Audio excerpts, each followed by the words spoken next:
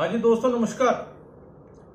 दोस्तों, national media में बहुत ज्यादा चर्चा है योगी साहब को लेके, और अब केशव मौर्य जो है कहीं ना कहीं नजदीकियां बना रहे हैं या बन चुकी हैं, जेपी नड्डा साहब से मिल रहे हैं, दिल्ली के चक्कर लग रहे हैं। तो जो नेशनल मीडिया में बहस हो रही है कि भैया अब होने क्या वाला है, यूपी में अब कौन राज करेगा या किसका नाम चलेगा। हालांकि अगर मैं अपनी पर्सनली बात करूं तो इस चीज को एक सीरियस मैटर के रूप से देखना चाहिए, क्योंकि नो डाउट कुछ सीटों का जरूर नुकसान हुआ, पर जिस हिसाब से योगी साहब ने चलाई है स्टेट, उसका फायदा मुझे लगता है आने वाले दिनों में मिलना चाहिए। तो पहले ये डिबेट सुनते हैं, फिर बात करते हैं। बीजेपी आपने इतने दिनों तक कवर की है विजय त्रिवेदी, अब 7:40 पर केशव प्रसाद मौर्य जेपी नड्डा से मुलाकात करेंगे। जेपी नड्डा भी अपने पारी के अंतिम ओवर खेल रहे हैं बीजेपी के अध्यक्ष के तौर पर खेल रहे हैं जेपी नड्डा साहब। अब क्या आज का अध्यक्ष आने वाले अध्यक्ष से मुलाकात कर रहा है? देखिए, जब संगठन की बात हो रही है, संगठन से बड़ा कोई नहीं, तो केशव प्रसाद मौर्य उत्तर प्रदेश देखिए 33 सीटों से तो काम चलने वाला नहीं है, और बीजेपी एक निरंतरता रखती है अपनी रणनीति में। तो बीजेपी से क्या अध्यक्ष बनाया जा सकता है कि अच्छा संगठन आपको बड़ा चाहिए और योगी को रिपोर्ट करना पड़ेगा केशव प्रसाद मौर्य? एक सोल्यूशन क्या ये भी जा रहा है, या दरअसल एक आमूलचूल परिवर्तन बीजेपी करते हुए दिखना चाहती है और शुरुआत करेगी उत्तर प्रदेश से? बेहतर बात है, ये हो सकता है। हमको ये समझना है कि ये लड़ाई चेंजेस करना चाहिए। दो पक्ष है। क्या हम सोचते हैं ये लड़ाई दिल्ली की लड़ाई है या ये लड़ाई लखनऊ की लड़ाई है? आपको क्या लगता है? मुझे लगता है दिल्ली के लखनऊ के बहाने दिल्ली की लड़ाई है। ये नंबर 2 की लड़ाई है। मैंने सवाल भी इसलिए रखा है कि मोदी के बाद बीजेपी का चेहरा कौन होगा, और ये तय नहीं है। नहीं तो भाई वाजपेयी के जमाने में था कि भाई लाल कृष्ण आडवाणी है, तो वो तय नहीं है। उस लड़ाई का जो है एक्सरसाइज शुरू हुई है। अब उसका बहाना उत्तर प्रदेश में मिल गया योगी जी के लिए भी। और आप देखिए दोनों लोगों के बयान में बहुत महत्वपूर्ण बात कही गई है। जब योगी जी ने कहा कि ये चुनाव हम अति आत्मविश्वास से हारे, ओवर कॉन्फिडेंस की वजह से। तो ओवर कॉन्फिडेंस किसका है? चौधरी का तो नहीं है। वो तो प्रधानमंत्री मोदी और अमित शाह दिल्ली लीडरशिप का है। एग्जैक्टली। तो उस पर सवाल कर रहे हैं। और जब केशव जी की बात कर रहे हैं कि संगठन बड़ा है, तो वो दूसरी तरफ से रेफरेंस दे रहे हैं कि सरकार आपकी उसमें नहीं है, संगठन बड़ा है। केशव मौर्य को समझना है तो आपको 2016 से आप समझिए, जो आपने जिक्र किया, ये तीसरी बार है जब उनको ये ट्रेन में बैठना है, यदि उत्तर प्रदेश की ट्रेन में बैठना है तो। 2017 का मैं बता, 2016 का आपने जिक्र किया, केशव जी की बात बहुत सब लोगों ने की, बड़े नेता है, ये सब है, ठीक है, दलित नेता, पिछड़े नेता, सब कुछ है, विश्व हिंदू परिषद के कार्यकर्ता रहे। लेकिन 2017 का चुनाव क्या केशव प्रसाद मौर्य से जीता गया सिर्फ? क्या वो उसके फेस थे? नहीं थे। और उसकी पटकथा तो 2014 में अमित शाह ने लिख दी थी जब 71 सीटें आई थी। 2014 में भारतीय जनता पार्टी को 71 सीटें मिल गई। 2009 में 73 कह ले, ठीक है, 73 कह ले, तो 2009 में तो 10 और 5 15 सीटें थी। तो 2014 में जब आप 73 सीटें आ गई तो 315 सीटें तो 2012 में 47 सीटें विधानसभा में थी। 403 में 47 और 9 में वो थी, 10 सीटें थी उनके पास। तो मैं कह रहा हूँ जब 73 सीटें आ गई तो फिर 2017 की सीटों पर इतना बवाल क्यों खड़ा कर रहे हैं कि केशव प्रसाद मौर्य की वजह से जीते आप? और दूसरी बात, न योगी जी उसके फेस थे न केशव प्रसाद मौर्य थे।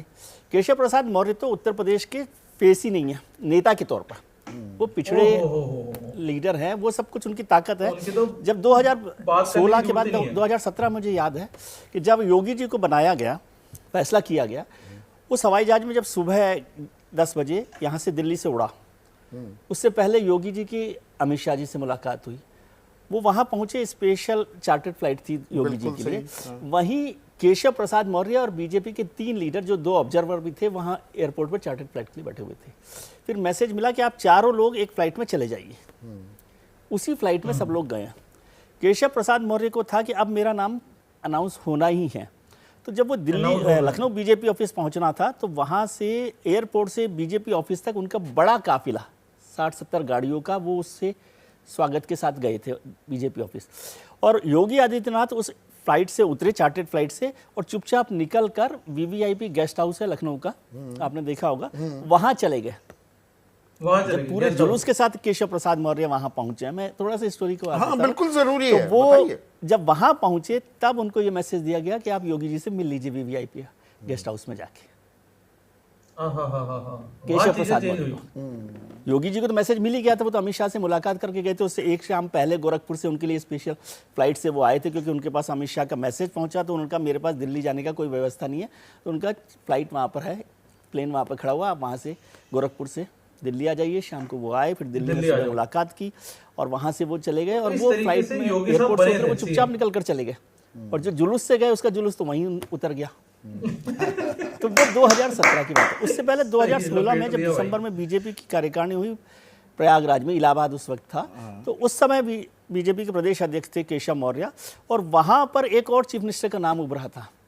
मैं वहाँ पर मौजूद था कि पूरे इलाहाबाद में बड़े बड़े होर्डिंग लगे थे वरुण गांधी के, पर उन्होंने नया वो बैनर पूरे लगाए गए कि भाई उत्तर प्रदेश का अगला मुख्यमंत्री कौन होगा। वहीं से बल्कि उनका और वहीं से उनका डाउनफॉल हुआ। ये डाउनफॉल तो सबसे युवा महासचिव बन गए थे वो। प्रधानमंत्री जी जब वो एयरपोर्ट से वहां पहुंचे थे तो उसके बाद चर्चा हुई अमित शाह जी की, उनकी, और कहा गया कि कार्यकारिणी के पास के जितनी भी सड़कों पर वरुण गांधी के होर्डिंग्स हैं वो हटा दिए जाए। तो वो हटा दिए गए उसी दिन। ये 2016 तो आज की तारीख में अब हम अमित शाह का भी जिक्र कर रहे हैं। योगी आदित्यनाथ अमित शाह की तरफ से आगे खेमेबंदी करते दिखाई दे रहे हैं केशव प्रसाद मौर्य, लेकिन दरअसल फैसला क्या प्रधानमंत्री नरेंद्र मोदी करेंगे? योगी आदित्यनाथ बने रहते हैं या नहीं, या उनका उत्तराधिकारी कौन होगा, अभी तक उन्होंने इस बारे में मुंह नहीं खोला है। नहीं, मुझे नहीं लगता कि केवल प्रधानमंत्री करेंगे। संघ की भूमिका बहुत महत्वपूर्ण रहेगी इस बार, और उसके बिना ये फैसला नहीं होना। योगी जी रहेंगे कि नहीं रहेंगे, हालांकि उनको हटाना भी एक बहुत मुश्किल फैसला। जो आपने 2022 का जिक्र किया, उस समय 2021 में भी केशव जी को आने की बात थी, तब भी यही तय हुआ कि केशव जी के भरोसे हम 2022 का चुनाव नहीं जीत सकते।